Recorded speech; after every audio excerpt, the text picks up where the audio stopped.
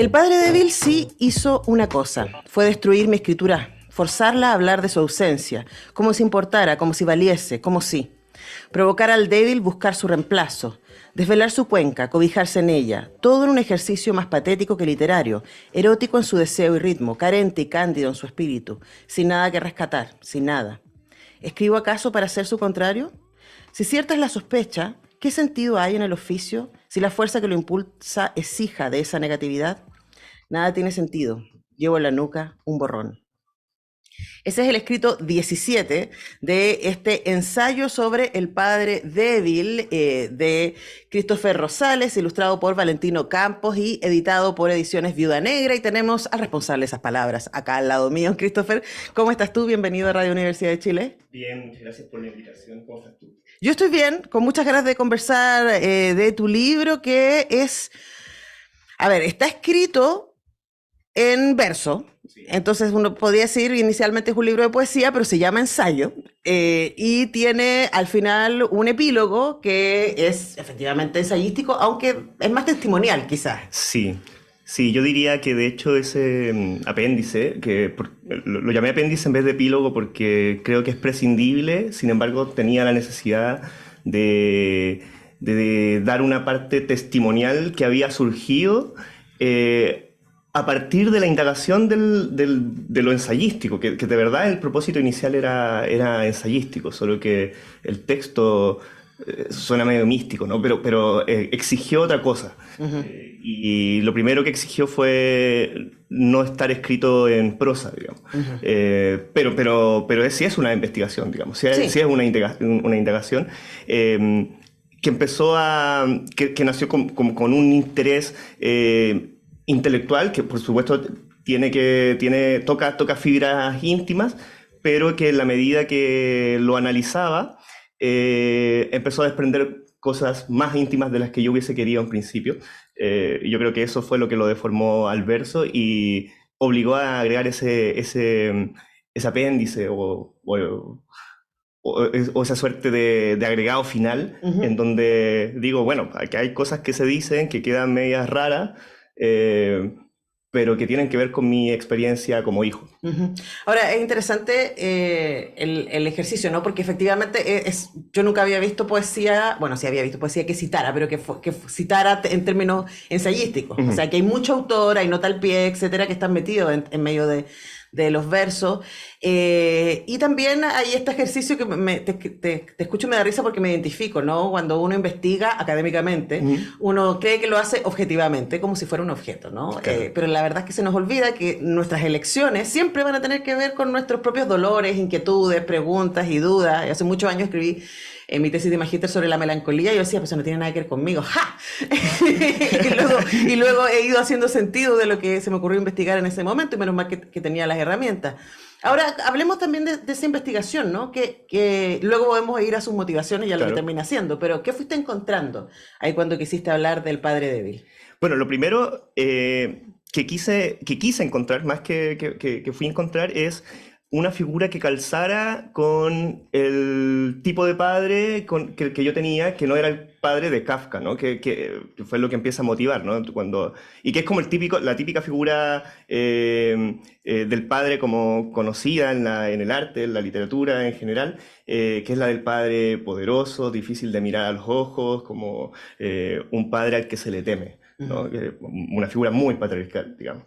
Y yo decía, bueno, esta figura no cuadra con la experiencia vital que mis hermanas y yo tuvimos, y me imagino que hay más padres que no cuadran con esa figura, digamos.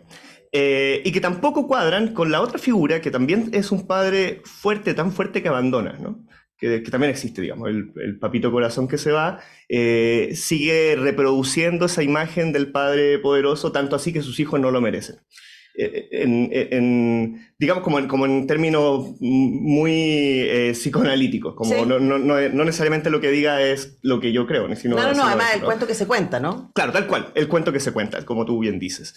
Y en ese sentido yo buscaba una figura de un padre más bien débil, más feble, como un padre que nunca pudo imponer, o no sé si lo quiso, digamos, su autoridad frente a sus hijos, y que tampoco, porque hay otra figura, una figura de un padre nuevo, ¿no? Que, bueno, vi en las lecturas que tienes para esta semana está el de Zambra, ¿no? Que es un libro muy bello, que muestra que podría ser un reflejo de ese padre nuevo, ¿no? Como que es un padre que, comillas, renuncia a ese valor simbólico que se le ha dado del padre fuerte, y trata de ser el mejor padre posible. Y esta es una figura otra, ¿no? Sí.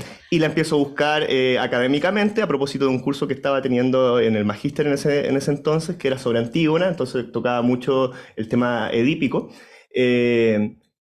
Y empiezo a darme cuenta que no hay mucho de esto.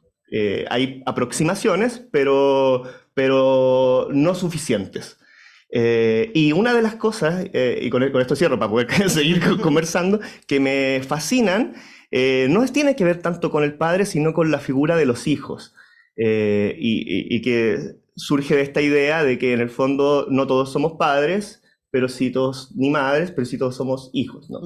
Y ahí hay arrastramos una suerte de marca que intentamos descifrar, y que hay ciertas herramientas como para poder descifrar, y que todos estamos en esa, y la pregunta en el fondo es, ¿qué descifra el hijo del padre débil? O cuánto de ese, o sea, finalmente la pregunta psicoanalítica sobre el padre tiene que ver con uno, no con el padre. Desde luego. Entonces, desde luego. ¿qué es lo que pasó ahí? Bueno, ahí si alguien se perdió, yo en Instagram puse todos los libros que vamos a estar comentando esta semana, y entre esos está literatura infantil. Vamos a estar con Alejandro Zambra acá en el estudio el viernes, así que para que no se lo pierdan. Y claro, pero ahí es interesante eso, porque los padres que a nosotros nos tocaron un poco, ¿no? Son, uno podría decir, los padres intermedios, entre el padre fuerte, al que refiere Kafka, ¿cierto? Sí, sí. En sus cartas al padre, que es la referencia con la que parte Ensayo sobre el padre débil. Conversamos con su autor, Christopher Rosales. Entonces, claro, estaba ese padre que podríamos pensar de primera parte del siglo XX, ¿no? Y quizás todo el XVIII y el XIX, que son el pater familias, el padre que toma todas las decisiones, el padre proveedor, que se hace responsable. Puede ser súper frío y distante, pero sí, está. Hay una cosa así como, además, el padre como autoridad. Sí. Que es muy potente. Y luego, probablemente en las últimas décadas del siglo XX, los padres que a nosotros nos tocaron tienen que ver con los padres que se están haciendo la pregunta respecto a su propio lugar, que yo creo que es algo que empieza a pasar muy fuerte a partir de los 60, no solamente con el feminismo, también con el existencialismo. O sea, es como que se cruzan ciertas preguntas respecto a los roles, y yo creo que ser varón es una cosa muy difícil. Y que de hecho esta es mi teoría, me hago muy, muy responsable de manera personal, que parte de la violencia que recibimos las mujeres a nivel mundial tiene que ver con esa inseguridad del ser hombre. Desde luego. Que se expresa en violencia, ¿no? Y claro, y ahí la paternidad tiene un lugar muy difícil, porque claro, están diríamos, los hombres que están en proceso ahí de repensarse y de encontrar lugar en la paternidad, como el ejemplo de Zambra, que este es un libro que viene hace rato ya como trabajando. El poeta chileno también ya tenía ese tema, y Formas de volver a casa también. O sea, es como que hay una lógica ahí, y él no es el único, ¿no? Que claro, están haciéndose esas preguntas. Pero el padre débil al que tú trabajas acá es una figura que a mí me suena muy familiar, y no solamente en mi caso, sino también en muchos casos que conozco. Yo le comentaba a Christopher que me acuerdo haberle dicho alguna vez al actor Daniel Muñoz que nuestra generación no se crió con Juan Herrera. Que Juan Herrera como personaje no es raro, ese padre presente que toma la decisión, que golpea la mesa, que se equivoca y pide disculpas, él mete las patas hasta el fondo pero pide disculpas. En general nuestros padres eran como que dejaban las decisiones finales a las madres, y tú hablas acá al final, ¿no? De una madre fuerte. Ahora, en el ejercicio literario que tú haces acá en el libro, el ensayo sobre el padre débil, ¿qué sientes que logras resolver respecto a las preguntas con las que entraste? Uy, no sé si logro resolver. De hecho, creo que se abren más preguntas de las que yo tenía en principio. El interés, como te decía, intelectual inicial, terminó siendo mucho más personal, ¿no? De hecho, es curioso porque, y a riesgo de dar cierto spoiler, digamos, me da la sensación de que el mismo libro es en alguna medida una muestra del poder oculto del padre débil, ¿no? En tanto su marca, algo que no sé si es cierto, ¿no? Pero una sospecha que me surge es que lo que me hace ser escritor que esta es una pregunta que jamás me la hice antes, digamos, como pensé que solo me interesaba porque me gustaba, podría ser un deseo oculto de oponerse a esa figura paterna. Creo que esa respuesta me llama mucho la atención porque la empiezo a ver en mi escritura previa, ¿no? Es mi quinto libro, creo, y mis otros libros yo pensaba que estaba hablando de otra cosa y cuando lo reviso por la escritura de este ensayo me doy cuenta que estoy escribiendo en alguna medida sobre ese padre. Y no lo sabía. Suele sucedernos, ¿no? Estamos conversando con Christopher Rosales, autor de ensayos sobre el padre débil, que sacó el trabajo increíble de Viuda Negra Ediciones, que además cuenta con un fondo del Ministerio de la Cultura y las Artes y el Patrimonio para su publicación, y que es, hay que decir la edición, a ver si me puedes mostrar la edición, queridísimo, ahí estoy. Es, bueno, tapa dura, es un libro muy bello que está ilustrado por Valentino Campos. Hablemos del ejercicio. Valentino hace un trabajo acá que, y de hecho lo comentábamos, ¿cierto?, que se acerca un poco a la estética de las cartas de tarot. Sí. Esa es la lógica que está en el libro y que de verdad es bello y inquietante porque un poco lo que a uno le pasa es la estética de las cartas de tarot con algunos simbolismos muy familiares, pero algunos muy aplicados como al cotidiano. Sí. Entonces es un poco disruptivo, es muy interesante de todas maneras. Cuéntanos cómo fue ese trabajo.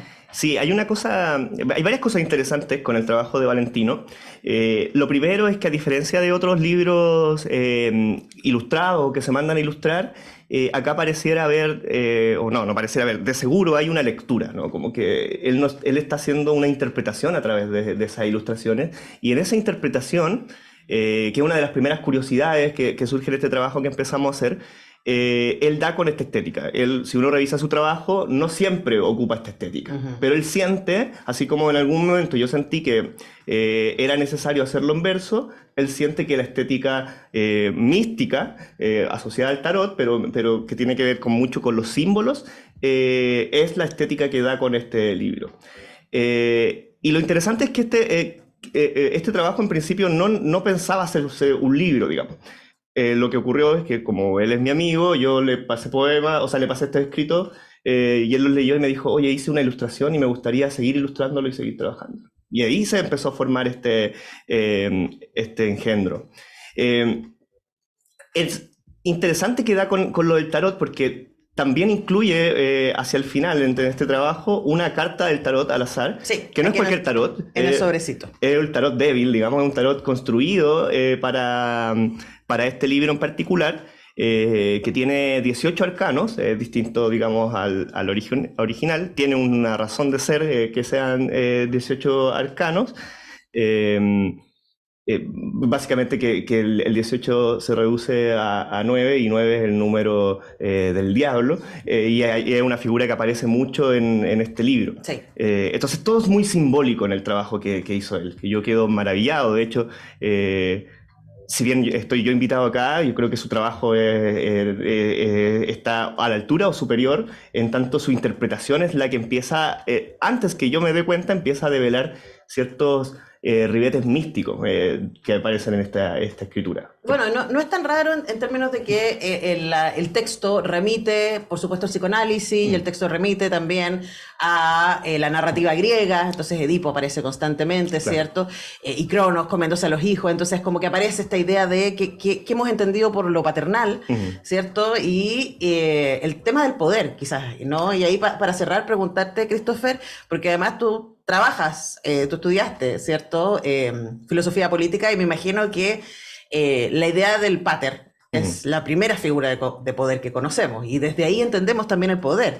Y es muy interesante porque si uno piensa en la historia reciente chilena, todos los grandes líderes se han medido desde ese lugar, ¿cierto? Entonces todavía se dice, Lagos fue como un gran padre, ¿cierto? No, a Michelle era la madre, por eso le faltó, no sé qué. Y ahora un poco de los problemas, a ciertas lecturas que se hacen respecto al presidente Boris, tiene que ver con su juventud y con como el hijo, ¿no? Claro, que ser un hijo y no un padre, sí, ¿no? Ahí también nos cruza, sin duda, ¿no? O sea, esos símbolos no tienen solo que ver con nuestra historia personal. Sí, bueno, sobre lo último, llega a tal punto que hay gente que pareciera exigirle, así como, no, pero es que tienes que tener un hijo, ¿cachai? Como una cuestión práctica, ya no solo simbólica. Yo creo que eso nos sigue cruzando, desde luego, en conflicto, porque el mundo avanza hacia otro lado, ¿no? Pero está esa tensión muy fuerte, histórica, digamos. Y sobre todo en momentos de crisis, con esto no quiero decir que esté bien que sea así, pero pareciera exigirse esa mano que aprieta, digamos, que esa mano que ordena y que simbólicamente y en lo práctico también se ha terminado atribuir derechamente a los hombres. Insisto, no digo No, que claro, sea no, así. y además si uno lo reduce la tensión que tenemos hoy día respecto a los temas de seguridad versus libertad, La mano dura. tiene que ver con eso, ¿no? Tiene que ver con esa imagen de padre fuerte, el padre de Kafka, ¿no? Que no nos gusta, que nos maltrata, pero que de alguna manera sentimos que nos da ciertas certezas, ¿no? Sí. Versus la libertad de tener que hacerse cargo uno como adulto de lo que le toca. Así que como ven, Ensayo sobre el padre débil es un libro que da para un montón de cosas, para historia política, para historia personal, ilustrado bellísimamente e inquietantemente por Valentino Campos. No todo es bello acá adentro, hay que decir, ¿no? Sí, hay cosas que perturban, digamos. Hay cosas bastante perturbadoras, pero están muy bien y yo debo felicitar con escándalo el trabajo de Viuda Negra Ediciones, además que el libro me llegó en una bolsita muy bonita, así que le agradecemos muchísimo por su trabajo y la consideración de haberme mandado el libro. Muchísimas gracias, Christopher, por venir a la radio. No, gracias a ti. Nosotros tenemos que ir a la pausa y ya regresamos.